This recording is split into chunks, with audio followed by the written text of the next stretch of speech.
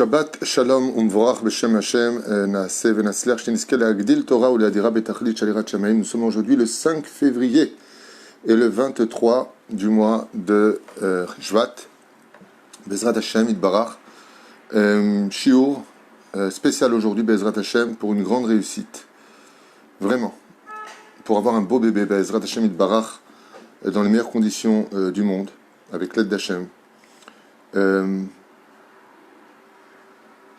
Pour la refoua, la tzlacha et tout ce dont elle a besoin, Bezrat Hashem, pour Yael Chana Bat Esther, si vous pouvez entendre dire des Teilim, Bezrat Hashem pour elle, au moins un Teilim, Yael Chana Bat Esther, qui en ce moment même, Bezrat Hashem fait une opération et qui a demandé de faire un shiur sur Maran, Rav Ovadia Yosef, sur sa biographie, de raconter des histoires du Rav Ovadia, parce que elle veut que le mérite de l'étude du Rav Ovadia, de ce shiur particulier, de sa biographie, et de ce qu'il nous apportera, la réconforte et lui donne vraiment l'opportunité d'avoir un Ben Zachar Hashana après toutes ces années de mariage et de lutte pour avoir un beau bébé. Donc, shiur sur Rav Ovadia Yosef, Bezrat Hashem, pour qu'elle puisse tomber enceinte, la Tzlacha du Nitouach, Yael Chana Bat Esther Isha Tova, Baruch Hashem, et la refoua shlema bien entendu de tous les malades d'Israël, la Tzlacha aussi pour Michael Shalom Ben Rachel, Hashem Varechoto Bechol Asherlo, qu'il est toujours la briout, etana, ou le chol yeshuot, le chol yeshuot ou briout, etana, la, pour moi, Bezrat Hashem, ou le chol mishpacha shelo todaraba. Aujourd'hui, c'est aussi l'anniversaire de mon épouse, que Dieu la bénisse, Yom Ledet Sameach, Ishti Ayekara, Zera Kodesh, Chayam Bar Kayama, Teomim Tzadikim Banim Scharim, Pidyon Aben, El Chana Bat Esther, donc elle ne veut pas un enfant, elle demande des jumeaux, ah oui, pour rattraper le temps passé. Michael Shalom Ben Rachel ou le Chol Akarim Bakarot Shel Bene Banim ou Banot Bezrat Hashem, pas que pour elle, elle demande aussi pour toutes les femmes qui veulent avoir des enfants. Notre Israël Amen. Oblichal Rabbi Meir Ben Sultana Shoshana Ve'arabanit Rachel Bat Hava Mesaouda Ashur Gamken Mugdash Atzadikim Akedoshim Ateorim. Elle veut aussi donc dédier ce shiur pour le Orachim Akadosh Rabbi Shimon Bar Yochai Rabbi Menachem Mendel Shnertzon, Arabi Lubavitch, Shesrutam, Yagel, Alenu Ve'aleh, Abim Yochad, Mishpachat Hadad. C'est aussi la. On rappellera aussi Bezrat Hashem, aujourd'hui la Askara, l'élève Alpha Avdalim, de Yaakov Kiki Ben Eliaou, Messihid. Je pense que c'est comme ça que ça se prononce. Bezrat Hashem Itbarach. Tov, on va aussi donner la liste des noms des gens inscrits en espérant qu'on n'entende que des bonnes nouvelles. Alors je vous le dis, vous êtes très très nombreux à m'envoyer des noms pratiquement toutes les 10 minutes, 5 minutes, des fois 1 minute les uns après les autres. Priez, priez, priez. Alors je ne peux pas tous les marquer, sinon on ferait 2 minutes de cours et un quart d'heure de noms à donner. Mais je prie pour eux, en les bénissant, en faisant un Teilim, parce que si je commence à noter tous les gens, c'est pas possible. Toute la journée, j'en reçois Baruch Hashem. Et donc, Moratim de Shabbat Torah, Sarah Talia Batifrat Miriam, Yana Ben Esther, Chai, Inon Ben Jessica Florette Aviva, René Mahlouf Ben Sarah Ben Moussa, Jenny Jimol Bat Simcha, Aaron Ben Esther, l'élève Alpha Avdalim, Leilun Ishmat Kol, Mete Israël, Srout Rabben, Utegen Aleim, Be'ezrat Hashem aussi, Georges Eliaou Ben Simcha, Alice Mishpachat Amar, Shem Ben Fidjad, Denis Simcha Bat Lola, Tzipora Bat Zeligman, Levi, Udassine Ben Eliaou, Sayad, Gérard Grulik, Chaim, Yosef, Chaim, Aaron, Yosef Ben Esther, Yosef Ben Rachel,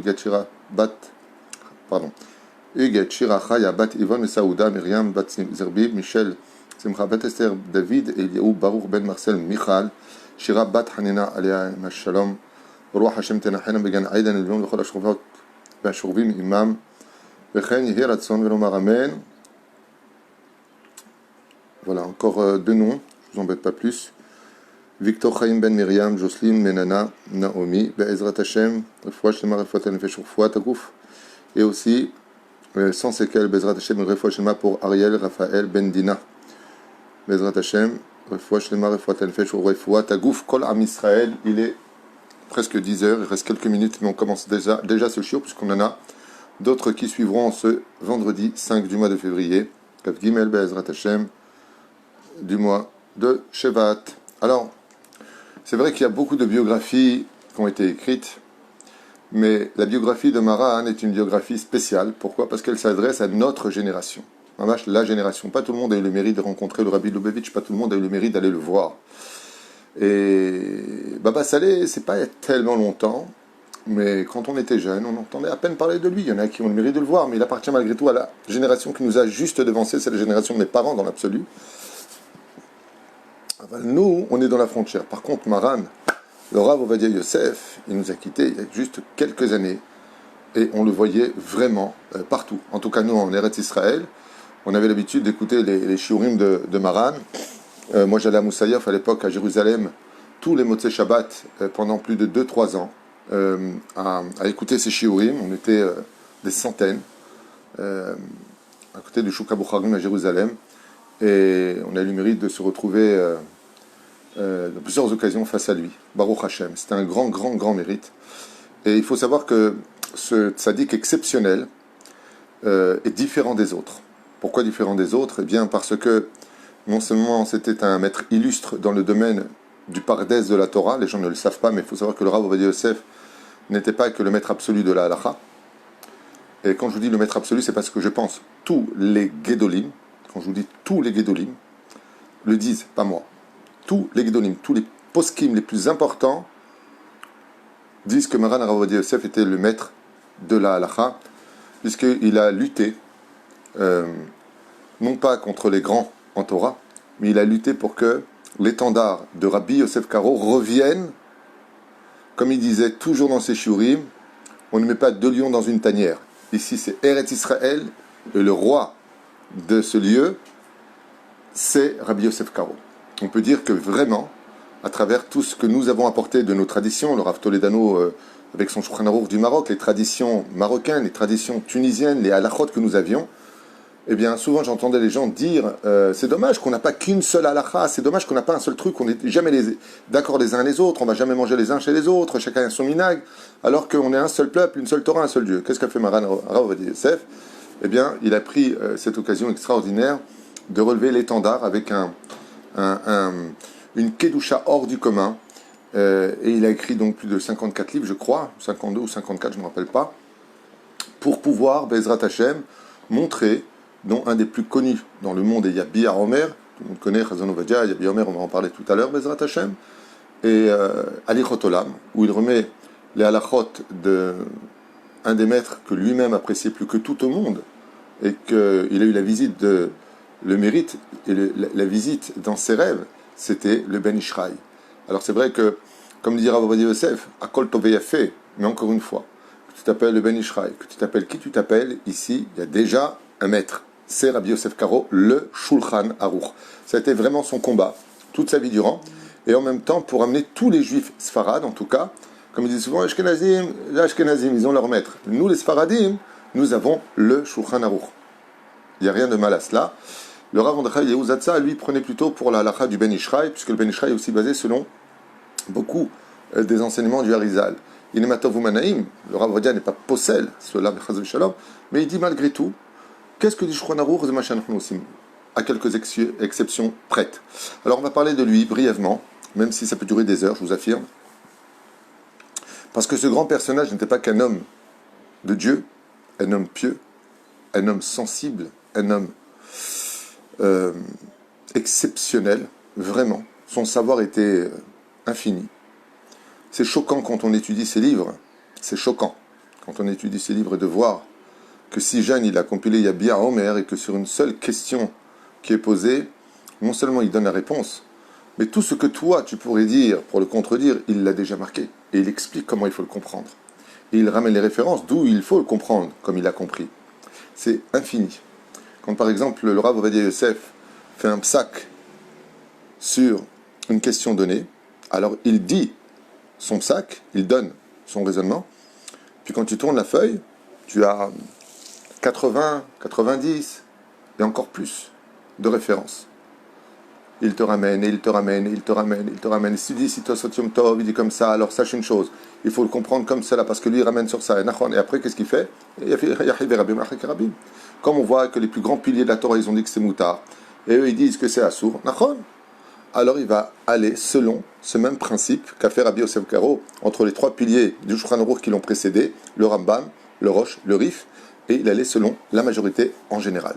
Voilà un petit peu le personnage exceptionnel qu'on a déjà connu à travers d'autres Rabbanim, mais à son niveau à lui, il faut savoir que le Rav Auerbach avait dit du Rav Ovadia Yosef que son niveau de Torah est tellement élevé que s'il avait vécu à l'époque de Rabbi Shimon Bar Yochai et des Tanaïm, Rabbi Akiva, Rabbi Yehuda Bar Ilai, tous ces grands Torah, Rabbi Meir Balanes, s'il avait vécu à leur époque, eh bien, il aurait été complètement chez lui. Il ne se serait pas senti dépassé forcément par son niveau de Torah. Comme ça disaient les grands de ce géant de la Torah, qui pourtant pas très haut de taille, a été capable d'éclairer le monde entier, le monde de la Torah, de par ses connaissances et son amour du prochain. Il y a une chose qu'il faut retenir aussi, que le Rav Ovadia Yosef ne cessait de crier, que moi-même un jour j'avais expliqué, dit et fait comprendre, c'est qu'on entend souvent quelque chose qui me fâche, moi personnellement, surtout en Eretz Israël. En Chutz La'aretz, je comprends à la limite, mais en Chutz La'aretz, Eretz Israël, je ne comprends pas. Parce que ici, la politique de la vie en Israël, c'est de venir vivre comme des juifs. On n'est pas venu vivre ici comme des non-juifs. Pour cela, il y a la terre entière qui est remplie de pays pour vivre comme un non-juif. Ah ben, ici, en Eretz Israël, cette terre n'est légitime que quand on vit en tant que juif, que vous le vouliez ou pas. Si un juif dehors, je lui dis d'où tu sais que c'est ta terre, il va dire mais t'es bête ou quoi, t'as pas lu la Bible? Ben, c'est cette même Bible qui te dit aussi qu'en te donnant cette terre a des conditions. C'est de respecter le Shabbat, de respecter la Nida, de respecter la Kashrut, comme c'est marqué dans la Torah. Lisez-la, cette Torah-là. Je suis l'Éternel, ton Dieu. Parasol Hashemem, Yitro, entre autres. Je ne ferai pas d'idolâtrie, de Avodazara. Idolâtrie. Tu ne feras pas. Donc pour ne pas faire d'idolâtrie en Israël, pour ne pas avoir des réseaux de prostitution, pour ne pas avoir d'une mafia qui n'en finit pas, pour ne pas avoir des voitures qui ne cessent de rouler toute la journée, pour ne pas avoir Hashem Ishmael Verahem, tout ce que l'on est en train malheureusement d'un côté de vivre, bah, si tu n'es pas à la bonne place, tes prières ne suffiront pas. Parce que Eretz Israël, c'est un pays qu'il faut prendre entre les mains. Dans le désert, on était dans les nuages. En Israël, il faut relever les manches. Et c'est à nous de proposer à Dieu les choses. Mais si tu n'es pas à la bonne place, ok, c'est comme quelqu'un qui veut construire quelque chose, mais il n'est pas au bon endroit. Ben, ce qu'il va construire va s'effondrer. Mais si tu es à la bonne place, disait le Rav Ovadia Yosef, si tu es là où il faut être, ouais, et que tu demandes des plages séparées. Moi, je dis souvent... Et ça me fait rire quand j'entends des gens qui disent « Ouais, de toute façon, vous les religieux, vous les religieux, vous les religieux, et vous les non-religieux, vous voulez des plages non séparées pour lesquelles celui qui va n'aura pas de monde futur, va au Gehinam ne remonte pas ?» La Gemara. Brachot, Samech Aleph, Amoud Aleph, c'est pas moi. Ça, c'est la Gemara. D'accord? C'est aussi, je crois, bon, tu veux ça, c'est ton choix, ton libre arbitre, on est en Eretz Israël, ok, on va tous payer pour toi, ok. Et une plage séparée, on peut avoir? Une plage séparée, on peut avoir? Mais si tu n'es pas au bon endroit pour voter là où il faut, si tu n'as pas le pouvoir de dire non à l'assimilation, comme là pour les élections qui arrivent, je suis une petite parenthèse, où si tu as 4 enfants et un de plus, le 5e n'est pas pris du tout en charge par le gouvernement, de sa naissance jusqu'à son départ. Ouais, c'est les lois qui veulent voter. Ils veulent voter aussi, pour que vous sachiez un petit peu ce qui se passe, que tout celui qui voudra venir en Israël, et peu importe sa religion, et on n'est pas raciste, fais ta religion que tu veux, mais ici c'est le pays d'Israël, on n'a pas le droit ici. Ouais. C'est un pays, comme l'avait dit Herzl, un foyer juif, c'est le pays des juifs Israël. Pourquoi c'est le pays des juifs?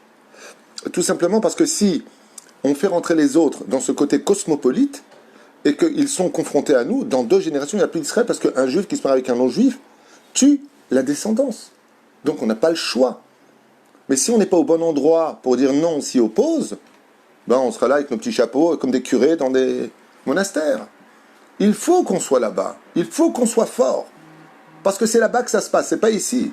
Ce qui se passe là-bas, c'est pas dans les yeshivot que ça s'arrange. Bien sûr qu'il y a un degré, Tenu Oz Elohim, grâce à la Torah qui est étudiée ici, ça donne une influence générale. Mais dans le Tachles, c'est là-bas que ça se passe. Le roi David, avec ses Teilim, et sa piété, de se lever à Chatzot Laïla après juste quelques 18 minutes de sommeil, il chantait, il étudiait la Torah le lendemain matin, la première heure après les Tfilines, il allait juger le peuple. Et c'était législatif, parce qu'en Israël, l'équipote, c'est une politique. Les écoles, c'est pas comme au Tsar Torah en France. Une école ici, c'est un parti politique. Ouais. C'est un parti politique. Moi, dehors, tu me montres une personne avec sa kippa, je te dis qui va voter. Parce que la kippa, c'est un parti politique. Alors les gens, ils sont toujours avec le petit col blanc ici. Il ne faut pas mélanger la religion avec la politique. Nous ne sommes pas une religion, disait le Rav Ovadia Yosef. Il a expliqué des milliers de fois. Et il disait, attention, chers amis, comme ça il disait Maran Ovadia Yosef, j'étais à Jérusalem, au Gan Saker. Il a dit, il faut savoir qu'un juif qui ne va pas voter, Rav Ovadia Yosef, on parle du Rav Ovadia Yosef, ces paroles-là, je ne comptais pas les dire aujourd'hui. Elles me viennent, Mina Shamaim, Tidou Lachem. Le Rav Ovadia Yosef, il disait, quand tu ne vas pas voter, et que se construit encore quelque chose d'interdit en Israël, tu rendras toi des comptes. Et Dieu te dira pourquoi tu n'as pas empêché les choses. Et qu'est-ce que je fasse? Il fallait donner de la force. Il fallait donner de la force au parti qui est le seul dans ce pays à s'opposer à la civilisation. Le Rav Ovadia Yosef, il pleurait des larmes. Quand il était devant le micro, il parlait de ce qui se passait. Il pleurait. Pourquoi? Parce qu'il disait on va le payer. C'est bien beau de jouer les buybacks, moi j'en ai rien à faire. En attendant, il faut être un marsom. Par contre, quand Baruch Hashem, tu donnes de la force, qu'on aime ou pas les gens qui dirigent, qu'on est d'accord ou pas d'accord sur tout, les gens ils ont toujours peur que ce soit tout Bnebrak Israël. Ne vous inquiétez pas, même si on le voulait, on n'y arrivera pas. Ça, c'est que le Machar qui arrivera. Marzira Taral Yoshna, c'est Machar, c'est pas nous. Avalma, que Bezrat Hashem, il y a quelque chose de grand qui se crée, qui est Baruch Hashem, un migvé dans un quartier d'Ougma où il n'y a pas de migvé. Tu as donné ta force, ce migvé-là, tous les enfants qui vont naître, c'est aussi tes enfants grâce à toi. Parce que de l'autre côté, ils ne te donneront pas le pouvoir de le faire. Ça va être encore une boîte de nuit ou un moadon, on va savoir ce qu'ils vont faire. Ça ne veut pas dire qu'ils font que des mauvaises choses. Mais dans notre pays, si eux, ils ont su tellement s'unir, nos frères de Russie, ils reçoivent des appartements, ils ont des postes tout de suite, leurs théoudas sont tout de suite reconnus dès qu'ils arrivent. Vous avez déjà vu un médecin qui arrive de Russie, ok? 3 mois plus tard, il est à l'hôpital. Vous allez à la mairie, ils sont là-bas. Vous allez là, ils sont là-bas, ils sont là-bas. C'est pas du racisme, ce que je dis. Allez-y, allez voir. Je suis en train de dire, un mur est blanc, il est blanc, ok? Pourquoi? Parce qu'ils sont unis. Parce qu'ils ont compris où se trouve le pouvoir. Parce qu'ils ont compris où ça se trouve pour pouvoir obtenir. Pour pouvoir dire ce que l'on a à dire.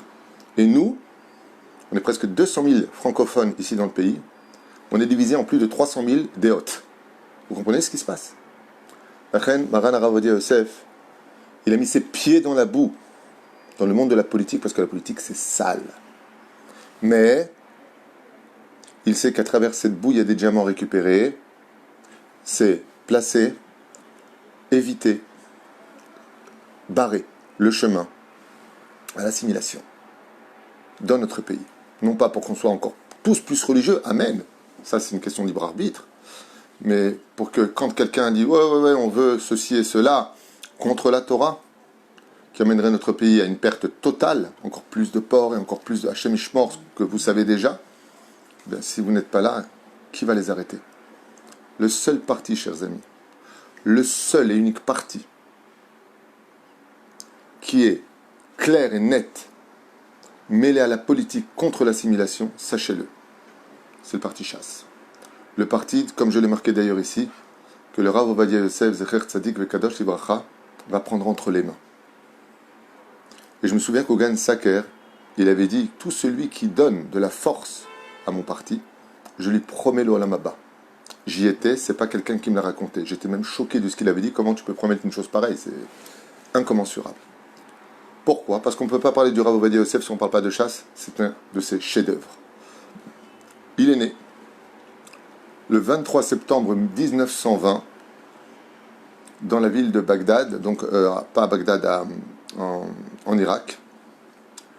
Et il est parti malheureusement le 7 octobre, Gimel Heshvan, en 2013, de ce monde malheureusement. Son père, Rabbi Yaakov, et sa maman, Georgia, Aléha Shalom, sont nés bien entendu en Irak. Et ils arrivaient en Israël, lui il arriva en tout cas en Eretz Israël à peu près entre 3 ans et 4 ans, selon ce que j'ai pu retenir de sa biographie, dans la ville de Jérusalem, Tibane Betikonen. Petit, déjà, Baruch Hashem, il étudiait la Torah avec une ferveur et un amour que tout le monde pouvait observer. Déjà depuis petit. Il est marqué que, alors que ses amis, ses copains, ils jouaient à la balle, lui était déjà assis avec le Mishnah Brura, en train d'apprendre par cœur tout le Mishnah Broura. Je vous parle de lui quand il avait à peine 5 ans. Son Rav Rabbi Abou, parce qu'il avait donc étudié dans son Talmud Torah, lui donna un jour pour le distinguer des autres, alors qu'il avait été capable de lui réciter par cœur les Seder des Mishnayot. Par cœur. Dont le plus important du côté de Choshen Mishpat. Tout ce qui touche au Mishpatim, par cœur. Ce sont les Mishnayot les plus durs de tout le Talmud. Alors qu'il était à peine petit, il avait 6 ans et demi, 7 ans, il connaissait déjà tout le Seder des Mishnayot, Baal Peh, par cœur. Et en cadeau, il lui offrit un des livres de Moussar les plus réputés, les plus répandus, que même Rabbi Nachman de Breslev a dit, c'est grâce à ce livre que j'ai pu m'élever, Reshit Rochma. Kachu Kibel, Ba'ezrat Hashem, Mi'arav, Rabbi Abou, Ayatanit Chacham Atsum. Il faut savoir que la famille du Rav Ovadia Yosef, donc Yaakov Yosef, était une famille qui était extrêmement pauvre. Et en guise de revenu, le père avait acheté une toute petite macolette qui faisait à peine, à l'époque des lires, à peine un tout petit peu d'argent pour nourrir cette si grande famille qu'il avait. Donc ils étaient si pauvres qu'ils n'avaient même pas, non seulement de quoi réellement manger, mais même pas d'habits, et encore moins de chaussures. On raconte qu'une fois d'ailleurs, les frères du Rav Ovadia Yosef ont voulu lui faire une blague. Ses chaussures étaient toutes trouées, elles étaient complètement usées. Et un jour, il a posé comme ça, il était très soigneux. Il a posé ses chaussures derrière la porte pour pas que ça dérange, pour pas que les gens soient déjà petits, pour ne pas que tu vois les chaussures soient dégoûtées. Il les mettait derrière la porte, très soigneusement. Et un de ses frères, pour rigoler, lui a pris ses chaussures et lui a caché. Pour une petite plaisanterie.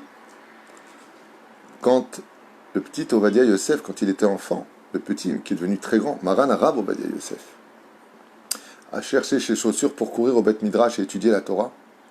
Quand il a vu qu'il ne les trouvait pas, il a regardé dans la poubelle des serpillères que sa mère venait de jeter qui étaient inutilisables.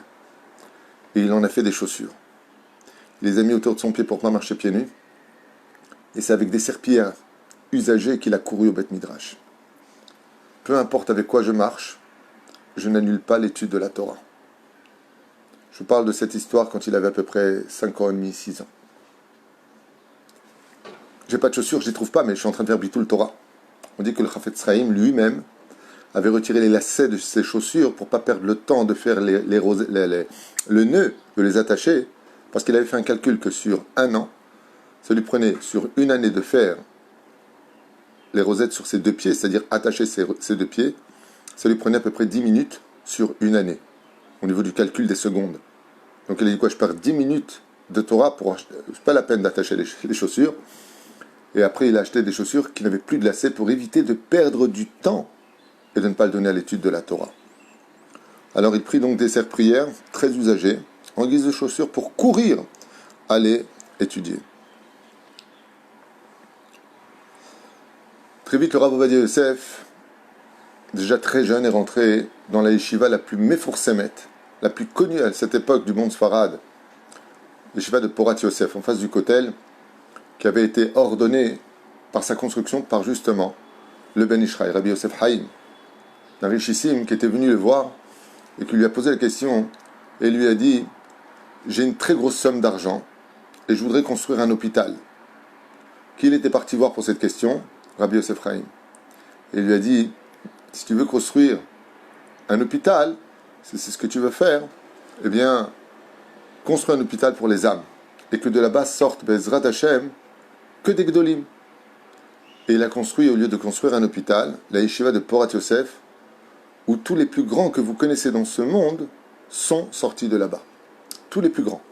Que ce soit le Rav Kadouri, le Rav Mordechai Eliyahu, le Rav Ovadia Yosef, Rabbi Yehuda Tzadka, le Rav Ben Sion Abba Shaul, le Rav Shlomo Amar, tous les grands que vous connaissez sont tous sortis de là-bas. Et la liste est très longue. Rabbi Yaakov Hades, tous les grands sont sortis de là-bas. Et Kachaya Maaseh.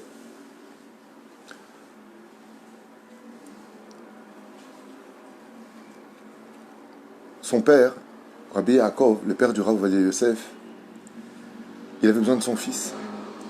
Il avait besoin de son fils pour pouvoir, avec l'aide d'Hachem, l'aider dans la macolette. Le Rosh Yeshiva, le maître, à cette époque, n'était autre que Rabbi Ezra Atia, Zecher Tzadik Vekadosh Ibracha. Et lui, quand il a vu que le matin, le petit Yaakov, le petit Ovadia Yosef, à cette époque, ce jeune Ovadia Yosef, qui était déjà un très très grand en Torah, ne venait pas, il a décidé d'aller voir son père à la Macolette. Et quand il a vu le petit Rav Ovadia Yosef, qui était en train de mettre des boîtes de conserve sur les étagères et de les étiqueter, à cette époque, il s'est mis à pleurer, il est parti voir le père. Et le père, il a reconnu. Rabbi Ezra a été le maître de la yeshiva de Porat Yosef. Qui ne connaissait pas ce géant de la Torah, malgré le fait qu'il n'y avait pas de réseaux sociaux? Qui ne le connaissait pas? Il était surpris, lui, Gvodarav, vous ici, il lui a dit, regarde, je comprends que tu aies besoin de ton fils pour mettre en bois tout ce que tu as dans ta petite macolette. Prends-moi, moi, en tant qu'ouvrier, je travaille gratuitement chez toi, mais lui, il doit être qu'en yeshiva. Lui, il doit rentrer étudier la Torah, parce que c'est la lumière de la génération. Il sauvera le peuple d'Israël. Rabbi Ezra Atia, au père du Rav Ovadia Yosef. Quand Rabbi Yaakov a entendu ça, le père du Rav Ovadia Yosef, il a regardé son fils, il lui a dit, allez, allez, ni toi ni lui, allez lui enseigner la Torah. Kachaya Maaseh. Alors qu'il était si jeune, Rabbi Ezra Atia a quitté Porat Yosef la yeshiva pour ramener étudier le Rav Ovadia Yosef. Baruch Hashem, on va essayer d'avancer dans le temps parce que ça pourrait durer des heures. À l'âge de 20 ans, Baruch Hashem, il a été mousmar par le Rabbanut Harashi l'Israël, non simplement en tant que Rav, mais aussi en tant que Dayan. Mousmar est référencé dans le monde entier. Maran Rav Ovadia Yosef était non seulement Rav, mais Dayan à l'âge de 20 ans. Shemesh ke Baruch Hashem Dayan, Bevet Adin à Yerushalayim, et donc il a tout de suite été placé, vu sa connaissance incompréhensible et hors du commun, comme étant Dayan au Beddin de Jérusalem, dans les années 1947. Alors peut-être que je ne suis pas médouillac exactement au niveau des années. Il est devenu Sgan en Égypte. Il est devenu le second, le vice, comme on dit, grand rabbin d'Égypte, là-bas, au Caire. Et d'ailleurs, on raconte une histoire sur lui qu'un jour, une personne est venue le voir avec un revolver sur la tempe, parce qu'il avait refusé de lui donner la cacheroute. À cause d'un problème de viande, on parle d'un boucher qui vendait de la viande, donc il y avait pas mal de juifs, une grande communauté juive qui vivait à cette époque en Égypte, dans les années 47. Et puis, il lui a mis un revolver sur la tempe, lui disant que s'il refusait de lui donner la théouda, il lui mettrait une balle dans la tête. Et le Rav Ovadia Yosef, assis à son bureau, l'a regardé comme ça, le revolver face à lui, et il lui a dit, tu peux tirer, tu n'auras jamais cette théouda. La viande que tu vends est douteuse, je ne peux pas te donner de théouda. Il y a des doutes sur toi, il y a des doutes sur la provenance de ta viande. Tant qu'on n'a pas les réponses, tu ne recevras pas la théouda. Personne n'a vu que le regard était si clair que cet homme s'est enfui et a laissé le Rav Ovadia Yosef tranquille. En 1968, Kien Kerosh Arashi Tel Aviv, revenu en Israël en 1968, il a été nommé grand rabbin de Tel Aviv. En 72, Rav Arashi l'Israël, Rishon LeZion. En 1972, il a été nommé donc grand rabbin d'Israël, ce qui d'ailleurs avait provoqué une énorme tristesse à cette époque, à sa chavruta, le Rav Ben Zion Abba Shaul, Zecher Tzadik Vekadosh Ibracha. Pourquoi? Eh bien, parce que dès qu'il a été nommé grand rabbin d'Israël, il s'est mis à pleurer, parce qu'il y a marqué Al Tidvada la Rashut, ne te fais pas connaître au sein du gouvernement, parce qu'ils ne font que t'utiliser, une fois qu'ils sont utilisés, ils te jettent. Tout le monde connaît le principe. Mais Baruch Hashem, pas chez tout le monde. Mais le pire, c'est pas ça. C'est que la Gemara nous dit pourquoi Yosef Hatzadik il est mort à 110 ans et pas 120 ans. En plusieurs raisons. Parce que son père s'est prosterné, donc il n'a pas dit non, papa, ne fais pas ça. Ok. Il y a une autre raison qui vient de la Mishnah dans Masechet Avot, et qui dit que tout celui qui rentre dans le domaine de la rabbanout, il raccourcit les jours de sa vie. Et quand le Rav Ovadia Yosef a laissé sa place de Rav Arashi l'Israël, le Rav Ben Zion Abba Shaul a retrouvé le sourire et la joie de vivre. Il lui dit, ah, enfin, tu as quitté le poste, Baruch Hashem, que les jours de ta vie se prolongent. Et Kachaya Matzav, en 1984, Ukma Moatzat Chachmei Torah. En 1984, s'est créé enfin, Baruch Hashem, l'Assemblée des sages d'Israël, où le Rav Ovadia Yosef sera mis à la tête, que Nassi adore, le maître, le prince de la Torah. Bezrat Hashem, Rav Ovadia Yosef, Manhig, Chasse, et c'est à ce moment-là que par la suite il a pris le mouvement Chasse, que le Rav Shach avait créé.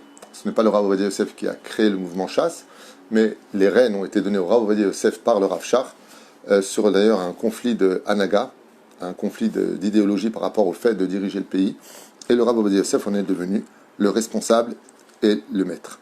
Les maîtres Bechol Eretz Israël, au Bechutz Laaretz, ce qu'on sait aussi du Rav Ovadia Yosef, c'est que le Rav Ovadia Yosef, Zecher Tzadik Kadosh Vracha, enseignait la Torah non-stop. Non-stop. Il ne se dépassait pas simplement en voiture, mais même en hélicoptère. Parce qu'il finissait à peine un chiour, qu'il recommençait tout de suite un autre chiour dans une autre ville. Et pour les déplacements, afin d'éviter les embouteillages, eh bien, on venait le chercher en hélicoptère. Et le Blissov. Ces œuvres, comme vous le savez, il y en a eu beaucoup. On ne va pas tous les faire. Les plus connus sont Yabia en mer, Shuti Haveda, Trazon Ovadia, Kol Sinai. Vous savez que le fait de parler du tzaddik, ça lui donne énormément de joie dans la tombe. Donc vraiment, j'espère que le fait qu'on parle de lui vous apporte beaucoup de joie chez vous aussi. Le Kuntras Yabia Omer, Léviatren aussi, Tarat Abaït, très connu, Maor Israël sur le Rambam, et aussi Maor Israël 2 sur les Derushim, Alichot Olam, Anaf Etz Avot, Veod Arbe, Arbe, Arbe Veod. Maintenant, on va rentrer un petit peu dans les histoires du Rav Ovadia Yosef. On va essayer de faire Katsar, un peu plus Katsar, Bezrat Hashem. Et donc, j'aimerais vous raconter le premier Shidour du Rav Ovadia Yosef, si ça vous intéresse. Maran Rav Ovadia Yosef était tellement pauvre qu'il faut savoir qu'aucun père à cette époque ne voulait même marier sa fille avec lui, tellement ses moyens étaient réduits. C'est-à-dire que quand on lui parlait il y a un jeune élève qui voudrait maintenant se marier, qui a l'âge de se marier, il disait bon, mais ses parents, ils ont de l'argent, rien. Et la dot, et comment. Jusqu'au jour où Baruch Hashem, sauf, on lui a quand même fait un chidour avec une jeune fille, de belle apparence, tout ce qu'il fallait, Baruch Hashem, de bonne famille.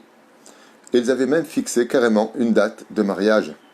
Seulement la femme lui dit juste avant le mariage qu'à son goût, le Rav Ovadia était trop pieux, trop de Torah, et qu'il fallait être plus moderne, et que venaient de s'ouvrir les premiers cinémas à l'époque. Il n'y en avait pas beaucoup en Israël, mais en noir et blanc, et que combien même elle le laisserait étudier la Torah, il devra accepter au moins d'aller une fois au cinéma, au moins ou une fois par semaine ou une fois par mois selon leurs moyens. Le Rav Ovadia Yosef a baissé la tête à ce moment-là et lui a dit « Alors je me dois d'annuler le mariage. Pour moi, c'est pas possible. D'aller m'asseoir pendant 1 heure face à un film, au lieu d'étudier la Torah et de relever le monde. » Il lui a dit « Il y a des gens qui sont comme ça et qui peuvent. » Il lui a dit « Moi, je ne peux pas. Je suis comme un poisson qu'on retire de l'eau quand je ne suis pas dans la Torah. Et tu prends un poisson, tu le retires de l'eau. » C'est un enseignement de Rabbi Akiva. Okay? Qu'est-ce qu'il fait le poisson? Il ne meurt pas. Il s'étouffe petit à petit. Il ne meurt pas. Mais il s'étouffe. Il lui a dit, moi, le Rav Ovadia, il a dit à cette compagne avec qui il devait se marier, moi, quand je ne suis pas dans la Torah, je suis comme un poisson qu'on a retiré de l'eau, même si mes oui, ils font encore comme ça, hein, mais moi, je suis en train d'étouffer. Anilo yachol bli Torah. Et donc, il a annulé son mariage. Qu'est-ce qu'a fait cette jeune femme? Elle l'a emmené au Beddin pour dommage et intérêt d'avoir annulé le mariage. Et le Rav Ovadia Yosef Miskin, alors que ils ont pas été d'accord. Donc, il a annulé le mariage parce que maintenant, il y a une notion d'un peu mikartaout. Moi, je pensais qu'on était sur le même diapason. Et elle ne veut pas. Qu'est-ce que fait cette femme? Eh bien, elle emmène au Beddin. Et le Dayan, il dit effectivement, il y a augmente nefesh parce qu'elle avait préparé sa robe, elle a eu des frais. Le Rav Ovadia a dû tout rembourser. La somme était de 10 lires. 10 lires. À l'époque, c'était énorme. Comme le Rav Ovadia n'avait pas d'argent, il a dû, après ses études de la journée, aller travailler, toujours dans la Gdoucha, en tant que couturier dans les livres. À l'époque, pour fermer des livres, c'est pas comme en Italie, où ils avaient des systèmes beaucoup plus modernes. Il fallait coudre. Il fallait coudre les pages, les livres. Okay? Il était payé 1 sou pour ça. Il a dû travailler 10 mois exactement pour payer les 10 livres tous les soirs, travailler 2-3 heures, pour prendre cet argent et donner 1 lire par mois à cette femme en dommages et intérêts. Et elle ne l'a pas laissé. Chaque mois, il devait venir et lui donner le sou. Chaque mois. Alors que le mariage était annulé. Et que lui, maintenant, cherchait aussi à se marier. Seulement, voilà. 2 ans. 2 ans. D'ailleurs, on a l'impression, enfin moi quand on lit cette histoire, on a envie de dire, il est où Dieu pour le Rav Ovadia Yosef, quoi. Il est tellement pieux, il est tellement ceci, il est tellement cela, et sauf il le laisse. Comment il peut faire une chose pareille, Hachem? Écoutez bien la suite. Juste 2 ans avant son départ, alors que le Rav Ovadia a plus ou moins 91 ans, 92 ans, une femme tape à la porte de chez Maran, à Arnof. Elle va là-bas, une femme plus ou moins âgée, elle tape là-bas, et le Rav Tzvi Chakak, le chamash du Rav Ovadia Yosef, ouvre la porte. Et lui dit, voilà, je suis venu voir Maran. Alors il lui a dit, mais vous savez, Maran est très malade, le Rav Ovadia Yosef est très malade, il ne peut pas vous recevoir. Elle lui a dit, dites-lui que j'étais son chidour, son premier chidour. Rabbi Tzvi Chakak, il la regarde comme ça, il dit, vous voulez que je dise au Rav Ovadia Yosef, vous étiez son chidour? Faites-le, je vous en prie. Quand le Rav Tzvi Chakak vient voir le Rav Ovadia Yosef, il lui dit, il y a une dame qui est arrivée ici, et elle prétend d'avoir été votre premier chidour quand vous étiez jeune. Le Rav Ovadia, il dit, ah bon? Fais-la rentrer. Et elle rentre. Maran, comme ça, la tête vers le bas, très fatiguée, a du mal à respirer. Et elle lui dit, je viens vous voir, Vodarav, parce que je suis veuve, j'ai perdu mon mari. J'ai souffert terriblement pendant toutes ces années qui sont passées. Le problème, c'est que mon mari était indépendant. Il n'avait rien du tout. J'ai plus de quoi payer mon loyer. J'ai pas de quoi me nourrir. Je suis épuisé. Je n'ai plus à force de rien. Le Rav Ovadia Yosef, il avait à peine la tête comme ça, il lui dit au Rav Tzvi Chakak, prends de mon compte tout l'argent nécessaire et paye à cette dame tout ce qu'elle a besoin. Son loyer intégralement. La nourriture, je ne veux même pas qu'elle se fatigue, vous lui livrez devant la maison, de mon compte personnel. Est-ce que je peux faire autre chose pour vous? Il lui a dit le Rav Ovadia Yosef. Elle lui a dit non, merci beaucoup. Au moment où elle vient pour partir, elle se retourne et elle revient vers lui et lui dit Baruch Elohei Israël, Baruch Hashem, Vodarav, que vous ne vous êtes pas marié avec moi. Le Rav Ovadia Yosef, il lui a dit Kol le Tova, mais de quoi vous parlez? Elle lui a dit quand je me suis marié et que je vous ai fait tellement de mal quand on était jeune, alors je savais que vous n'aviez pas d'argent, que vous avez travaillé, vous n'avez pas raté un jour pour me rendre les lires que moi-même j'avais dépensés pour mon mariage, eh bien, sans aucune pitié, je vous ai laissé faire. Quand je me suis marié, pendant des années, on a essayé d'avoir des enfants. Et sauf, ce qu'on a pu découvrir à cette époque, au fur et à mesure des années dans les hôpitaux, c'est que je n'avais même pas de trompe. Et je n'ai jamais eu d'enfant, il lui a dit. Alors Ovadia lui dit, Tov, quand on n'a pas d'enfants, on s'occupe des enfants des autres, on peut faire d'autres mitzvot, on peut soutenir des livres. Elle lui a dit, oui, mais vous imaginez, s'il n'était pas les Rabbi Yaakov Yosef, Rabbi Yitzhak Yosef, Rabbi Avraham Yosef, Rabbi David Yosef, tous ces gdolim que vous avez, tous ces enfants que vous avez, Baruch Hashem, la liste est longue, 6 enfants grâce à Dieu, avec sa fille, où il ne serait pas venu au monde, et chacun est posek halacha. Lui, il coûte Yosef, le halacha broura, tous enseignent la Torah, tous sont des gdolim en Torah. Il lui a dit à Kadosh Baruch Hu, il a bien fait les choses. Et elle est partie. Kachaya Maaseh. Le Rav Ovadia Yosef, non seulement il lui a pas dit, ah, tu viens me voir pour tout le mal que tu m'as fait. Ramazé Ben Torah Amiti.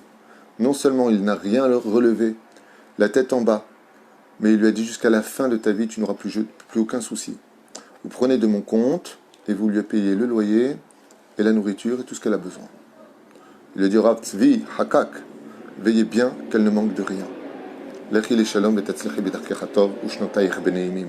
Kacha haya Maran Rav Ovadia Yosef. Kama midot tovot.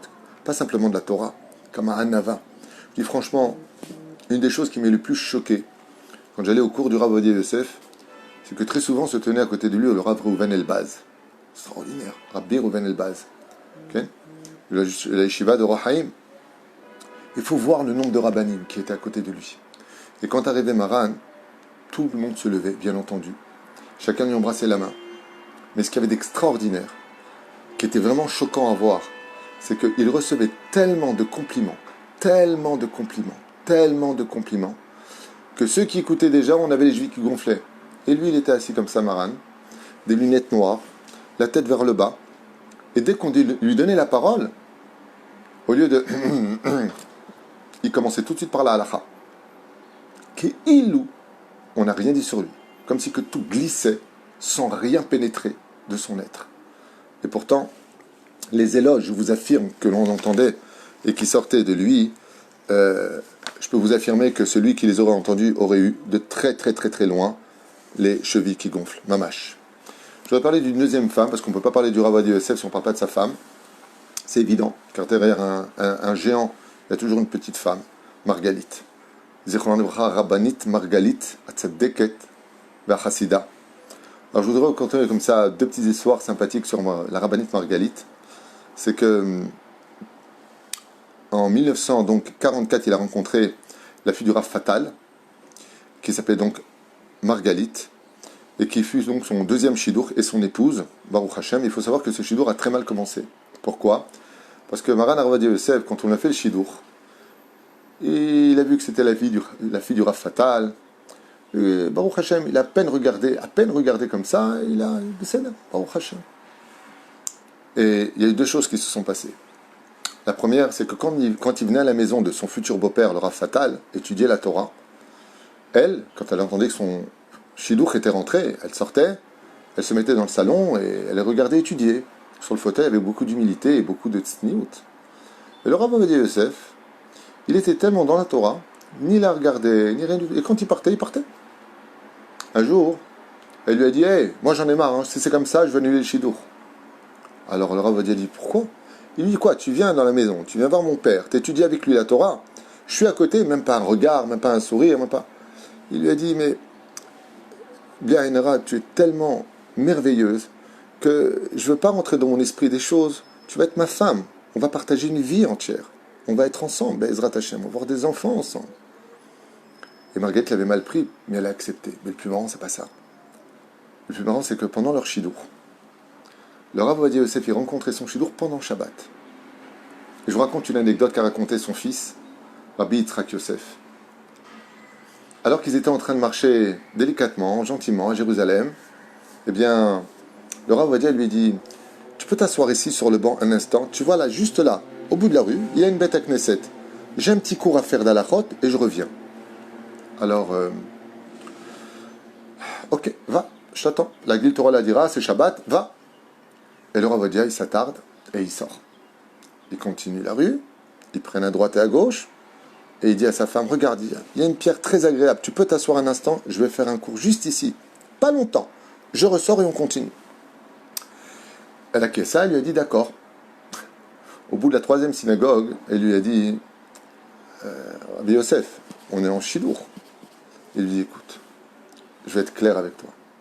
Te marier avec moi veut dire te marier avec l'enseignement de la Torah, la Gdil Torah ou la Dira.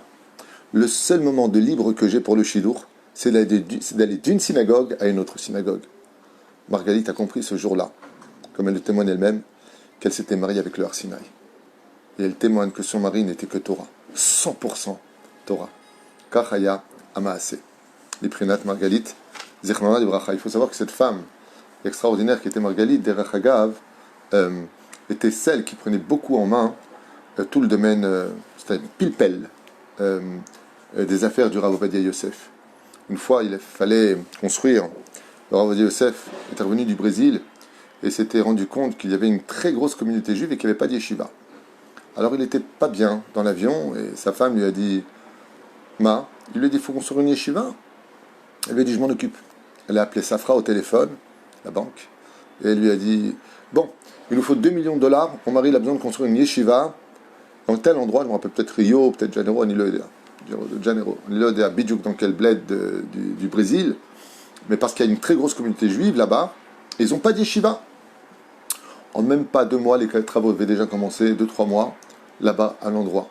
C'est Marguerite qui s'en occupait. C'est Marguerite qui essayait de régler le plus de problèmes possible afin de laisser son mari constamment dans le chemin de l'étude de la Torah et donner ses directives au sein de la politique pour que la Torah soit toujours sauvée en Eretz Israël face à cette lutte qui n'en finit pas.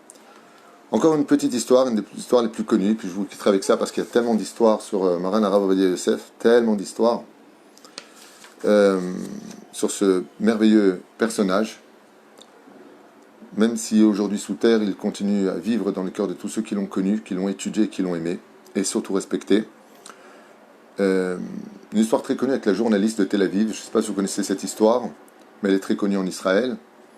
C'est que... Oh, quel magnifique shiur sur le Rav Ovadia Yosef. Toda Rabba.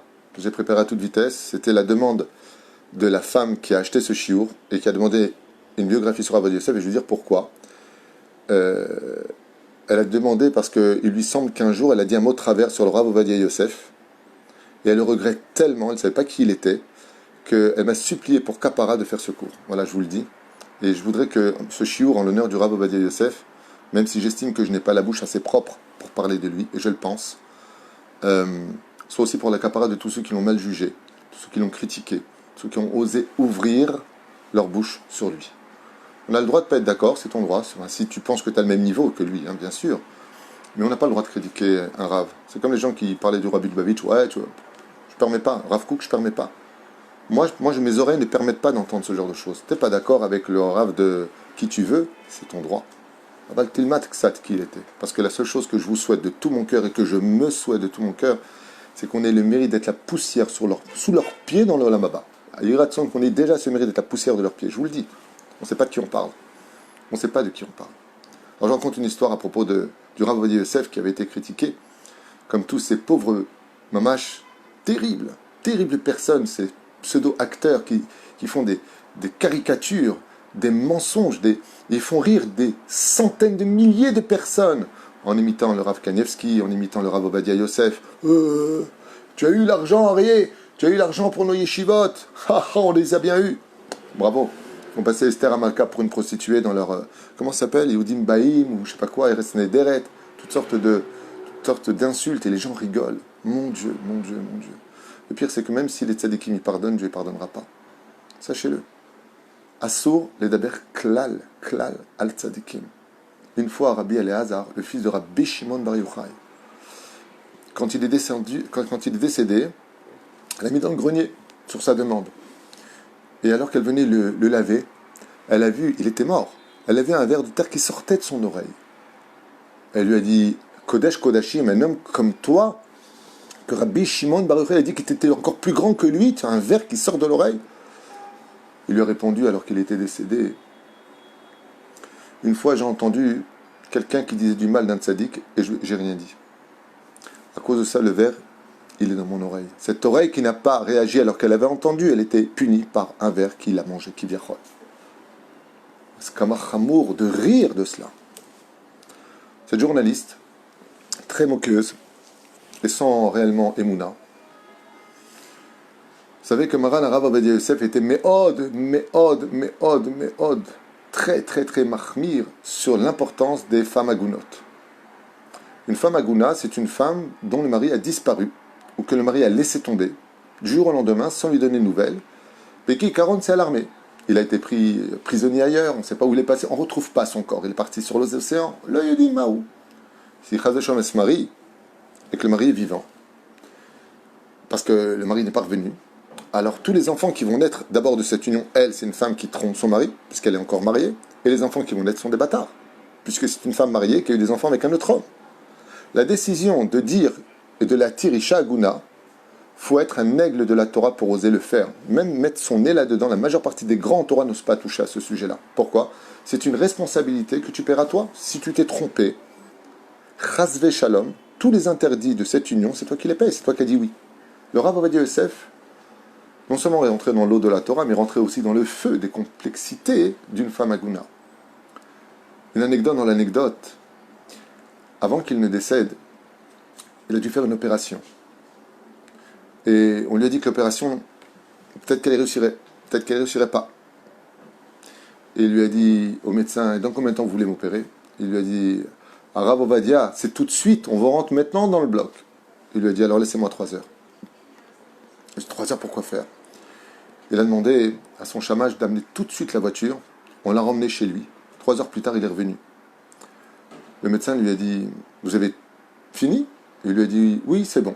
Il lui a dit, mais où vous êtes allé ? Il lui a dit, où je suis allé ? Il lui a dit, écoutez, je suis depuis 2 ans sur un dossier d'une femme aguna, d'une femme qui attend l'autorisation de se remarier ou pas. Comme vous m'avez dit que selon la médecine, peut-être oui, peut-être non, il est hors de question que je laisse cette pauvre femme attendre. Et s'il m'arrive quelque chose, elle ne pourra pas refaire sa vie à cause de moi. Regardez qui était le Rav Ovadia Yosef, malade et souffrant. Il est retourné. Il s'est replongé dans la douleur. Alors que son âme criait de douleur, il était en train de réviser le dossier. Bassoff, il a dit à son shamash, elle peut se remarier. Il ne s'est jamais trompé. Jamais. Quand il a fait l'opération, grâce à Dieu, elle a réussi, il a pu vivre encore quelques années derrière. Cette femme journaliste de Tel Aviv demande à son mari de bien vouloir l'accompagner afin de faire les titres du journal et d'enregistrer le Rav Ovadia Yosef comme preuve que c'est un charlatan, chas veshalom. Elle arrive en prenant rendez-vous devant le Rav Ovadia Yosef. Son mari l'attend dans la voiture comme elle le lui demande et elle se présente comme étant une femme aguna. Le Rav Ovadia lui dit « Expliquez-moi ce qui s'est passé ». Elle se met à pleurer. Elle a le petit enregistreur, vous savez, les petites cassettes d'époque. Et elle se met à pleurer. Et elle lui dit, mon mari, du jour au lendemain, il a disparu. Et elle lui invente une maladie. Et elle essaie de tout faire pour emmener le Rav Ovadia Yosef dans une complexité d'esprit. Et elle lui dit, maintenant, j'ai rencontré quelqu'un. Et il veut se marier avec moi. On m'a dit que vous étiez le seul qui pouvait me donner l'autorisation. Alors que c'est une femme mariée, son mari l'attend en bas. Elle est venue piéger le Rav Ovadia Yosef. Et là, Maran Rav Ovadia Yosef, vous pouvez poser la question à ses enfants et vous la raconteront. Il lève la tête avec un très grand soupir, il la regarde et lui dit « D'après vous, votre mari, donc il n'est plus ?» Et elle veut le piéger. Elle lui dit « Non, mon mari, je suis sûr qu'il est mort. Il lui dit « Je vous repose encore la question, madame. Selon ce que vous m'avez expliqué, qu'il est disparu, sa maladie, vous pensez qu'il est vraiment mort ?» Elle lui dit « J'ai aucun doute. » Elle voulait qu'il lui dise « Oui, tu es Aguna, maintenant tu peux aller te remarier. » Et le piéger. Le Rav Ovadia, à ce moment-là, lève la tête, il se tient la barbe très tristement et lui dit « Je vous repose la dernière fois la question, madame. Vous pensez vraiment que votre mari est mort ?» Elle lui a dit « Oui. » Il lui dit « Madame, vous pouvez maintenant refaire votre vie. Vous êtes libérée. »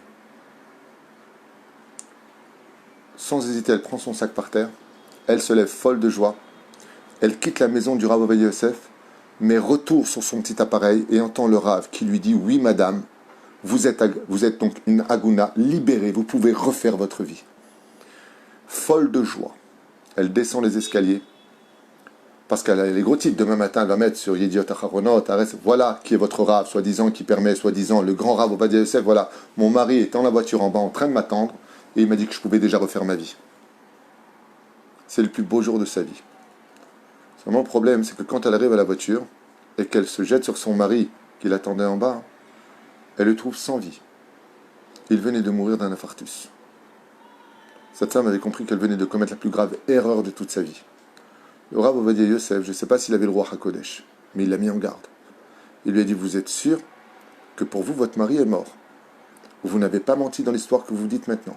Pas du tout. Est-ce que moi, habillé en religieux, j'ai oublié de vous dire, bien sûr, elle a essayé de tromper le Rav Ovadia Yosef sur tous les points de vue. Alors Rav Ovadia Yosef lui a dit, vous pouvez refaire maintenant votre vie. Au moment où il a dit, vous pouvez refaire votre vie, Met Baala. Voilà qui était Maran Rav Ovadia Yosef. Un homme dont la parole était kadosh. Un homme avec qui il ne faut pas jouer. Un homme qu'il faut savoir respecter. Et si on n'est pas d'accord, c'est les Harab, il y a d'autres rabbanim. Avec la bouche, à Cléodot. Moi, je vous dis franchement, et je fais tchouva aujourd'hui, puisque le but de ce shiur, c'était aussi de demander pardon au Rav Ovadia Yosef. Et j'aimerais vous dire quelque chose de terrible, en ce qui me concerne. Moi aussi, un jour, j'ai critiqué le Rav Ovadia Yosef. C'était en 1988, j'étais à la yeshiva du Machon Meir, et j'étais plus proche de la déa du Rav Mordechai Eliyahu à cette époque. Il y avait des conflits comme ça, et j'ai dit, parce que il avait donné une halakha, et moi, dans mon petit niveau, en tant que débutant à la Torah, regardez ce que c'est l'orgueil, j'étais pas d'accord avec le psaque du Rav Ovadia Yosef. Quand on ne sait pas, on faut mieux de pas parler, parce que regarde, j'ai quand même des références ici, et bon, un peu bête, je l'avoue.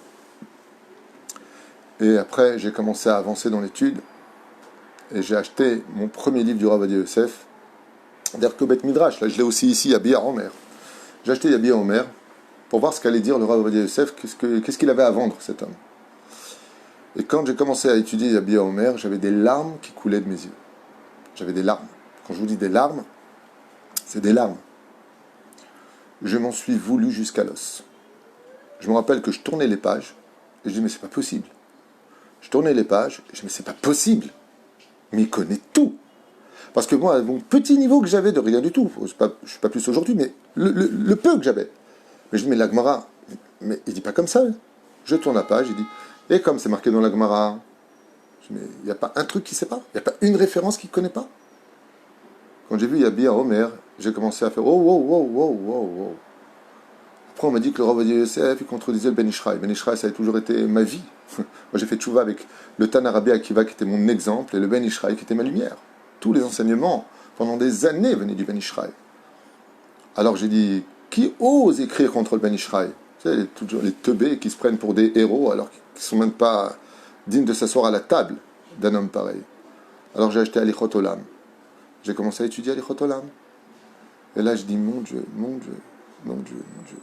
Assour les daber. Ma réponse, pas shoot, assour les daber. Que ce soit le Rav Ovadia Yosef, le Rav Shach, le Rabbi de Lubavitch, tous les dolim que nous avons dans nos vies. Assour les daber. Rav Shteiman, que Dieu lui donne, Be'ezrat Hashem, le srout de faire descendre le Machar dans le ciel, pour son extrême humilité. Le Rav Kanievski, chez Badel Haïm Arukim, le Rav David Abu Hatzera, la famille Pinto, que Dieu nous les garde, Be'ezrat Hashem, et Shmor Alenu, Valkol Am Israël, Vitem Be'ezrat Hashem, comme elle a demandé, Ben Zachar Bakayama, la filou Théomim, Be'ezrat Hashem, Yael Chana Bat Esther, qui a demandé ce chiour pour avoir et des enfants, et l'occasion de dire pardon au Rav Ovadia Yosef, Sroto Yagan Alenu. On va s'arrêter là pour ce chiour. Il y a des histoires, j'en ai des milliers à raconter, mais il est déjà presque 11 heures. On fait un deuxième chiour avec l'aide d'Hachem sur la paracha, une idée à développer ensemble. À tout de suite pour ceux qui le veulent. Juste un petit message comme cela, si c'est possible. J'arrive pas à lire ce que les gens écrivent, mais j'ai vu qu'à un moment, il y avait des choses un petit peu hostiles, peut-être à ce que je disais, ou peut-être pas à moi, je sais pas quoi. Évitez ce genre de choses pendant un shiur Torah. Ceux à qui je ne conviens pas, pour X raisons, je le respecte. Je respecte ceux qui n'aiment pas mes shiurim, qui n'aiment pas ma tronche, qui n'aiment pas ce que j'enseigne, qui n'aiment pas ma voix. La seule chose que vous avez à faire, c'est de quitter et d'aller voir d'autres rabbanim si vous voulez apprendre la Torah. On ne peut pas plaire à tout le monde. Comme ça, Bezrat Hashem, on évite des conflits à travers les Écritures. J'arrive pas à lire d'ici, mais j'ai eu l'impression qu'à un moment, il y avait des mots un peu hostiles, un peu pathétiques. Pathétique, pourquoi? Pas parce que ce que vous dites est pathétique. J'en sais rien, j'ai pas vu ce que vous disiez, mais parce que c'est pathétique de, pendant un shiur, écrire, et l'un il dit pourquoi tu dis ça, l'autre tu dis ça. Dingue, ça plaît pas, tu te retires, tu fais comme ça le bouton. Rave relou, je me retire. Je tiens pas à plaire à tout le monde, je ne cherche pas à faire des adeptes. Ce qui compte, c'est que Bezrat Hashem, si une seule personne, une seule, change et comprend Bezrat Hashem le message, le Choser Bitshuva, c'est tout ce que je demande. Que vous sachiez qu'une fois, il y a très longtemps de cela à Paris, j'avais un shiur très important à faire, en dehors de Paris. Seulement ce soir-là, il y avait France-Brésil ou France-Allemagne, je ne me rappelle pas, c'est pas important. Et la personne qui avait organisé le shiur n'avait pas vu que c'était un match de foot que tout le monde attendait. Waouh! Ok. Quand je suis arrivé, on ne peut pas bloquer les marabouts, parce qu'ils passent par d'autres codes, on n'arrête pas de le faire. Elle m'a la sauté, profite. Mais les gens sont assez intelligents pour ne pas tomber dans le piège et ne pas appeler ce genre d'arnaqueur. Tov. Bekitsour Velaïnian, ce que je voulais vous dire, c'est que le couple m'appelle et me dit au téléphone, Rav Tutu, on est obligé d'annuler le cours. Je vous parle de cette histoire il y a plus de 20 ans. Plus de 20 ans, 21 ans à mon avis. Et je leur ai dit, il y a qui alors à la maison? Et la femme me dit, ben, il n'y a que moi et mon mari. Et un énorme buffet qu'on a préparé, mais voilà, à 16h, ils ont commencé à appeler, ah, j'ai oublié de te dire, il y a un match de foot, il y a un match de foot. J'aurais dit donc, il y a vous et votre mari. Donc si je viens, il y a deux. Quand je suis arrivé à 6h à la maison le soir, à 8h30 pour le cours, il y avait au moins 60 chaises, 70 chaises. Un super buffet, avec du flan. J'aurais dit, asseyez-vous. Et j'aurais fait un show jusqu'à 1h du matin. On a mangé, j'étais pas au régime à l'époque, le buffet. Comme je vois des nitsotsot partout à libérer, vous imaginez combien j'ai pu les aider à sortir. je fais une razzia au niveau nourriture, j'avais très faim en plus. Et puis, voilà, qu'au moment de partir, je constate que chez le couple, il y a un problème. En réalité, ce couple était séparé à la maison depuis 6 mois. J'aurais fait un shalom bayit sur place, jusqu'à 3 heures du matin. Et grâce à Dieu, ils ont eu le mérite de retourner ensemble. Ils ont eu depuis 3 enfants. Ils ont fait leur aller à Jérusalem. Si regarde ce cours, ils se reconnaîtront. Ou 2 enfants, je crois. Et ils ont fait leur aller à Jérusalem. Et grâce à Dieu, ils vivent dans le shalom. Même pour une personne. Les gens, ils font. Leur idée, c'est de faire le plus d'adeptes, le plus d'abonnés, le plus de faites un pouce, faites un pouce, faites un pouce. Pourquoi? Regardez combien. Il y en a qui m'ont pris. Rabotaï, je ne travaille pas pour le succès. Je ne travaille pas pour chasse. Je ne travaille pas pour qui que ce soit. Je suis là où ils les mettent et je suis là où il faut mettre absolument l'étendard de la Torah. Donc, d'accord ou pas d'accord, ça je respecte. Ne cassez pas les pieds. L'omatim, vaille, ici, c'est Torah Traim. C'est pas Torah Navet, c'est une Torah de vie ici. On accepte tout le monde, mais il faut aussi qu'on soit accepté si on veut continuer à dialoguer. Be'ezrat Hashem. Un très bon Shabbat Shalom, une grande Hatzlacha pour Yael et son mari Michael. Vasser, Yeshuot, Venechamot, Besrut et Leonavi. Be'ezrat Hashem pour 2 théomim cette année et une très belle opération qui amènera Be'ezrat Hashem à une très grande guérison. À elle et tous les malades d'Israël. Toda Rabba et à tout de suite pour le prochain shiur.